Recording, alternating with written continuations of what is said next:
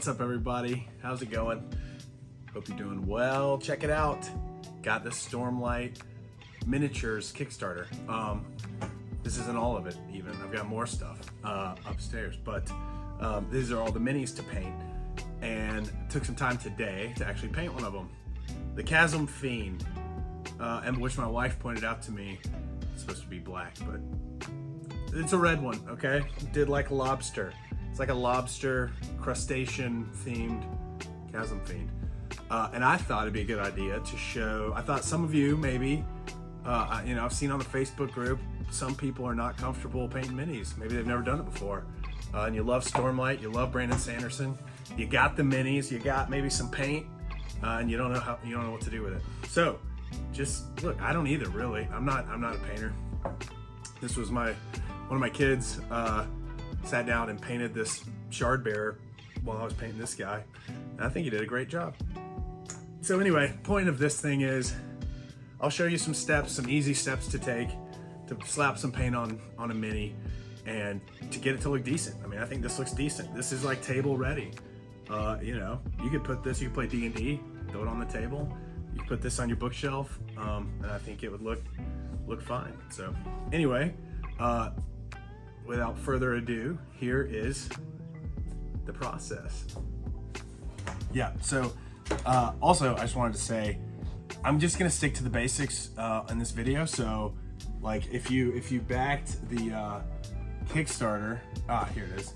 If you got the paints, I'm only using paints that came with the Kickstarter. So, you know, so hopefully you all feel confident that you could do something like this with the paint that you got, and maybe it's your first set of paints. So I guess with the exception of the primer, I did use some spray can primer that I had, but you can really use, you know, any black, white primer that you've got to do something like this. So yeah, use nothing fancy with the brushes, nothing fancy with the paint. Yeah, and really no technique that takes any actual skill, hence why I'm able to do it. So okay. So we use a toothbrush. Honestly, I'm just using some dish soap, but any kind of soap I think will work. And you're gonna scrub it. Got some warm water going, and that also helps if anything is not straight. It softens it up so you can kind of straighten it, and then whenever it dries up, it's good to go. And basically, this whole process will kind of let us cheat and let us get shadows and detail to pop out. Oops, I might have had it too far down, sorry. It'll let us get shadows and detail that otherwise you'd have to have skill to get. And we don't want to have skill. We just want to be able to do a quick paint job. All right, so there's the black undercoat. All right, so here it is with the black primer coat. Just all black, all right? All right, everybody, here comes the zenithal highlight layer, okay? This is just white paint, spray paint. You could also dry brush this on. And what we're gonna do, basically we're gonna attack it from the top down to maybe a 45-degree angle. And it's going to basically replicate like the sun shining down. That's why they call it zenithal, right? It's like the sun at its zenith. What direction does it come from? And that's what's gonna leave us with the shadows on the underside. So.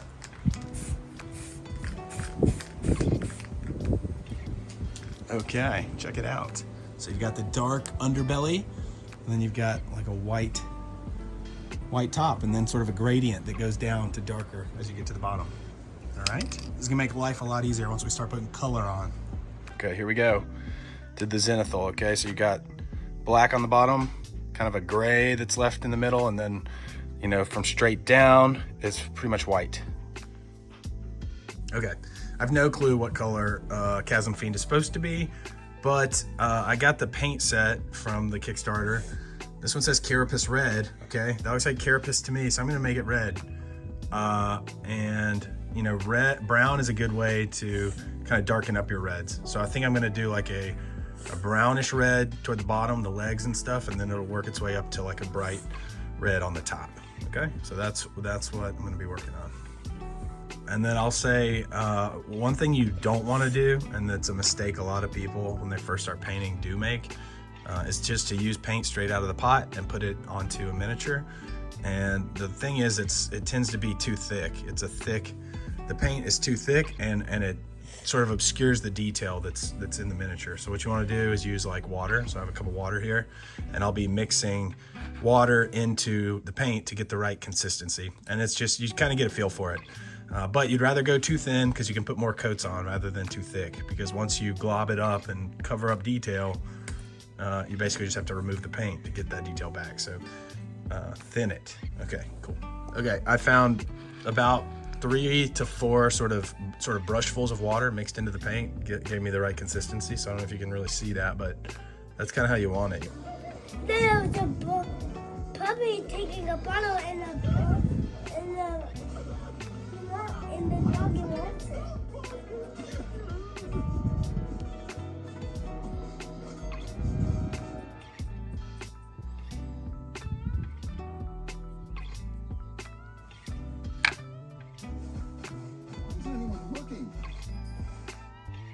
Okay, so looking pretty rough. This is just the kind of base coat. So I did basically a brown and red mixture on the legs and the underbelly, thinned down with water, and then did a little bit more red in that mixture for the top. Now I'm going to go back and I'm going to probably do some dry brushing and dry brushing on everything. So basically take a slightly lighter, slightly brighter color on each one and use a dry brush technique to kind of make the highlights pop. Okay, this is where we are now. Okay, so dry brushing, basically white on the bright red stuff, right? So I've got this, it's like a dry brush, you know, you dry it off on the napkin, and then you basically just go across like this, and it kind of hits these highlights. So you can see how there's kind of this light white that's shown up here on the, kind of softens the overall color, and then it gives you bright white sort of on these edges, and it helps make edges pop out and stand out more. Okay, so I wanted to kind of show off, like the dry brushing stage is one of my favorites. It really makes the thing pop. So this is called like a dry brushing brush, but I mean, you can use like a makeup brush. You basically just want these really soft bristles, and you're gonna dip it in paint. So in this case, I'm using the tan, okay, medium tan. I actually used white on the top. I'm using the tan down here on the legs and the underbelly. So you want to basically get your brush sort of wet, but then you're going to dab it on like a paper towel and really dry it off. And then you're just gonna, like, you can see here's the legs kind of before I've done anything, and then on the back side I've started that dry brush technique. So you can see how it really gives a nice texture, and it gives this you know, the contrast. They got the dark underneath, and then the dry brushing, what it really does is highlights the high points. And I just think it looks really great. It looks nice. It gives it kind of a powdery look, kind of a dry look. So, you know, if you're going for that, it's great. But if you're not, you can add basically the wash. One of the steps we'll do is it'll be a wash, and you'll see, and it'll kind of get rid of that dry look, but it'll keep the highlights and the nice like texture that you get from the dry brush. And the technique itself is really, really easy. I mean, you literally, no pressure, you're just gonna go back and forth really fast, and you wanna just kind of, you know, hit across the thing. And you don't wanna like shove the brush down into the little, you know, down into the cracks and things, because you wanna keep the dark colors down in the cracks, and then just let the dry brush kind of do its magic on the higher spots. So done those legs, about to do this side. Okay, so got the dry brushing done, and now I'm gonna go over the whole thing with a coat of strong tone. So this is a wash, and it is gonna get down in all the little cracks and really make some of the shadows pop and stuff. And it'll kind of blend all the colors together overall. So I actually kind of like the dusty look on the legs that the dry brushing gives, so I may come back after the wash and do another dry brush. We'll see. But for now, I'm just gonna do a wash, and that's literally just, you take the strong tone, you take an old brush, and you just like put a nice coat over the whole thing. You don't have to be neat with it. It's gonna be kind of sloppy and messy, and you just get it on there. So here that goes. All right, so I put the wash on this side so far. Okay, I've not done the wash on this side, so you can kind of see the difference. And it's dried at this point. So when I put it on, it was much darker, and it kind of, you know, you can see it. You can see the darkness that's kind of in these little crevices. you know, down in here, like that's the wash. I don't know if you can see that, yeah. And then, like, you know, you can see how bright this side is. And so you can see the wash sort of, it takes the dry brushing and the base coat and everything, and it just kind of ties it all together and makes it all kind of blend a little bit. All right, so I'm gonna go ahead and throw the wash on this side too now. All right, so I put the wash on this side so far. Okay, I've not done the wash on this side, so you can kind of see the difference. And it's dried at this point. So when I put it on, it was much darker, and it kind of, you know, you can see it. You can see the darkness that's kind of in these little crevices, you know, down in here, like that's the wash. I don't know if you can see that, yeah. And then, like, you know, you can see how bright this side is. And so you can see the wash sort of, it takes the dry brushing and the base coat and everything, and it just kind of ties it all together and makes it all kind of blend a little bit. All right, so I'm gonna go ahead and throw the wash on this side too now. And the thing with the wash is, like, see, you just kind of get a lot on your brush, especially on something this big. And like, there's nothing fancy. I mean, like, you literally are just like globbing it on there. Like, it's just gonna be a lot of it, you know, and it'll just kind of spread out and it'll go where it needs to go. That's the beauty of this method. It's the beauty of the wash, right? It's like, I think I've heard it called like skill in a jar, right? Because it's super easy and it adds some panache to what you're doing. I will say, you've got to make sure that your other paint that you're putting this on top of, you got to make sure it's dry, like completely dry. Like, leave it for a couple hours or whatever, because if you start doing this and the paint's not quite all the way dry, it will start, you know, basically the wash is so liquidy that it'll like reactivate that other paint, and it'll start, you know, running and smearing, and it's no bueno. Okay, it's not what you want. So anyway, I'm just gonna finish this up, and then we'll be back in a sec. Now, one other point of advice for putting like a wash on a large flat surface like this is, like, you know, you'll see it sort of pool up here on like some flat areas, and you just want to kind of use your brush to kind of get that off, right? You don't want that. You don't want it to like gob up in the middle of, you know, the flat areas. You want it to sort of pool up in the low recessed areas. That's going to give you the look you want, right? So see, like, even on these spines, see, there's like a gob right there that's sort of already dried. And I'm gonna have to fix that with, like, when I do the final dry brush, we'll kind of fix that. But you don't want that. You want it down in the recesses, and that's it. This is much easier on like the smaller miniatures are actually a lot easier to do this. The big miniatures have the big flat spaces, and that's where you get these bubbles and you get these little problems with the wash. But on a tiny mini, it's not that big of a problem. So, okay. All right, so got this side, got the legs. You can see how wet it is. I mean, it's literally just slathered. Now I'm just going back on the head and kind of putting just a little extra in these little deep spots. And I'll come back and hit the highlights again with a final dry brush once this wash is dry. And I'm not putting it all over the face, and that'll just give a little bit of, once that dries, it'll sort of, you know, it's almost like doing a glaze, which is just like really thin coats of paint, just to kind of tease out a little bit of color. You know, it's all about just kind of making it look interesting, right? When the eye just sort of glances at it and you see these little bits of color differential, it's what adds sort of visual interest, and it makes it look like you kind of know what you're doing, even though I do not know what I'm doing. I'm just slapping paint on this thing. So yeah, if I can do it, you can do it. Trust me. Just trust the process, because there will come, I mean, like when I had just finished the base coat of this thing, I'm telling you, I was not feeling it. I thought it looked like trash. And now, after doing a dry brush, just one dry brush and a wash, I mean, I think it looks fine. I think it looks like you could put this on a table, like paint the base, but I mean, this could be done. I don't even think you have to do another dry brush. I think I will though, just for fun, but yeah. All right, we're gonna let that dry. All right, I'm gonna go ahead and paint the base now. I'm gonna use medium tan because while I feel like it would be cool to make the base sort of a reddish color to kind of match the Chasmfiend, so that it's like, you know, its natural habitat and it can hide easily in the stones.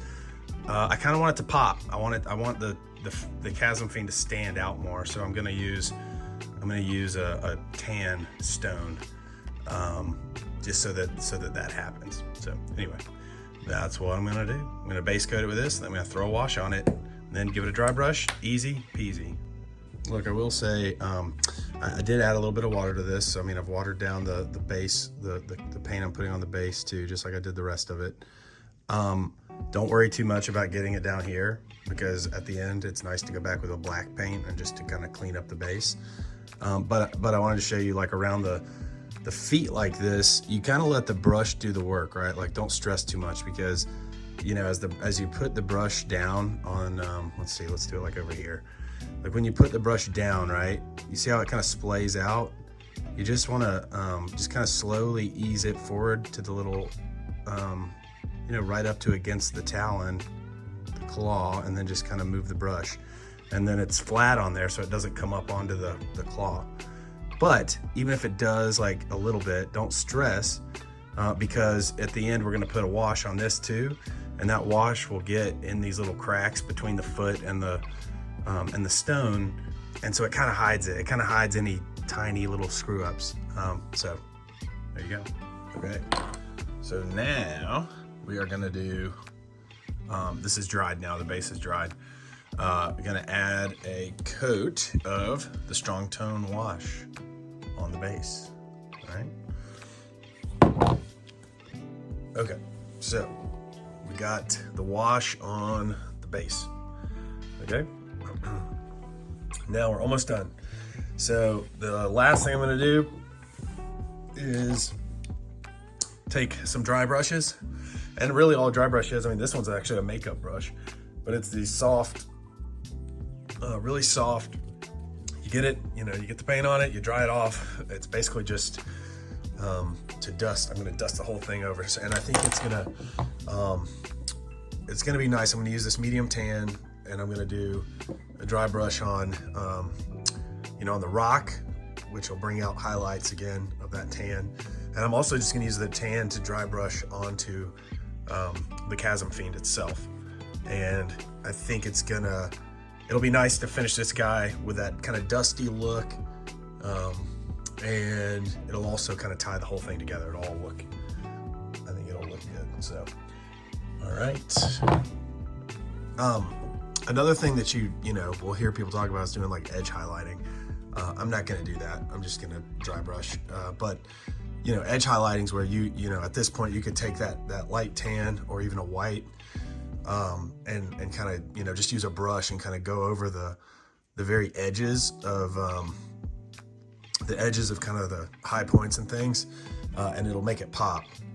And it's just a highlighting method. So for me with this, I'm just going to use a dry brush technique to kind of get to get that effect. So it'll be a little, you know, obviously it's different, but I think it'll be sufficient for this guy. I guess I'll just show a little bit of the process. So I'm just getting, you know, I got this little guy. I'm going to get some paint on it. You know, you can either use a paper towel like this, and you just kind of brush a lot of it off. Also, you'll see people, I use my hand a good bit too, because it gives a good gauge of if you've got too much on it, right? So you want it to where whenever you brush across, you know, basically hardly any comes off like that. You don't want that. You want it to be like this. And then you're just gonna come over to this guy, and I'm just gonna kind of start hitting the, you know, hitting the edges and some of the high points of this base, and you'll see them start kind of popping out a little. I'm not trying to go for any super dramatic effect here, but you will see it sort of dusts this thing down. So instead of being quite so shiny, it'll make the rock a little more matte, which I like. I like that look. There's not been a high storm in the chasms in some time, so everything's dry and dusty. But that's a fun thing about painting these things. Like if you wanted it to look more wet, you know, then your last step, I mean, you could do a, you know, maybe do a wash as your last step and just kind of keep it with that shiny finish, and it looks kind of wet. And also you can use the varnish, kind of a top coat that you use to kind of protect the thing and to keep the paint from coming off whenever you, you know, touch it with your hands or anything, or just to kind of protect the whole thing. There's matte and there's high gloss, so you can get those effects with that as well. This base is kind of a pain up underneath this guy. I think that's gonna be fine. All right, so yeah, again, it's all about just getting like a little bit of, you know, interesting stuff to look at, right? There's dark, there's light, there's contrast. That's the goal. All right, and then you'll really see it here on this guy. So see these ridges?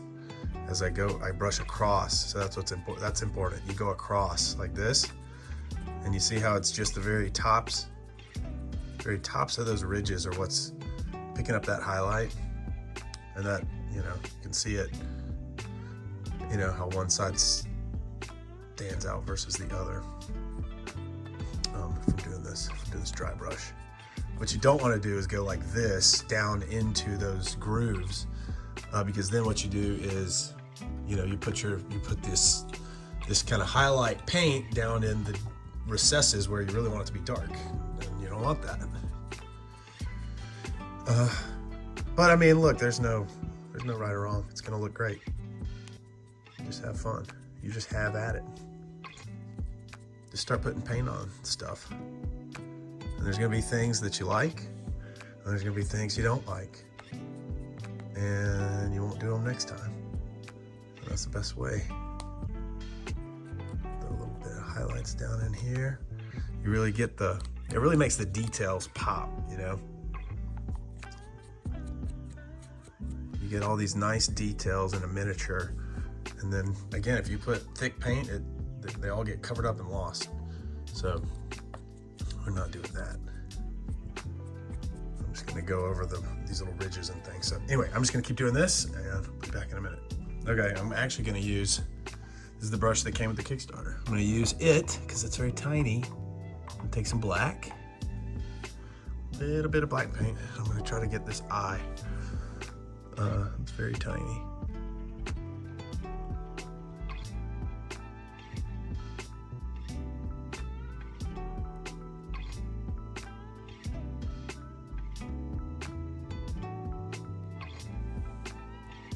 Oh yeah.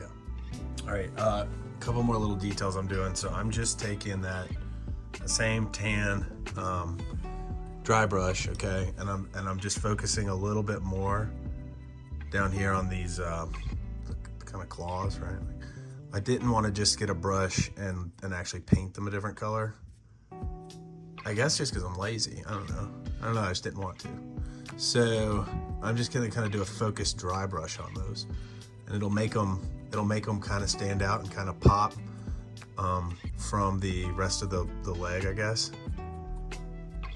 But without, you know, they'll still match and blend in with what I've done without being too, you know, too different really. And also another kind of benefit of this is it can kind of give a look like almost like dust or something that's come off the rock onto his feet, which is another, you know, kind of cool. And just let your imagination go with it, you know. Take some artistic liberties, people. Just do what you think looks cool. And if other people don't like it, who cares? Who cares? I think that looks pretty sweet, pretty slick. Okay, so the last thing I'm gonna do here is take black paint, okay? You don't really have to thin this down, this can stay kind of thick. And I'm just gonna go basically around the base. And I'm just gonna try to get a nice neat look on the edge of the base, okay? So I'm gonna go around, I'm gonna do that, and then I'll be back. Okay, there you go. So see, doing that black band around the bottom really, it just helps give it a finished look. It just helps give it a nice clean look. So there you have it. Okay, cool. So thanks for watching, everybody. Hope you maybe learned something. Hope you enjoyed it. If nothing else, yeah, get out there, paint your minis. You gotta slap some paint on there. Don't be afraid. You can always fix it. Yeah. So anyway, thanks for watching, and I'll see you on the next one.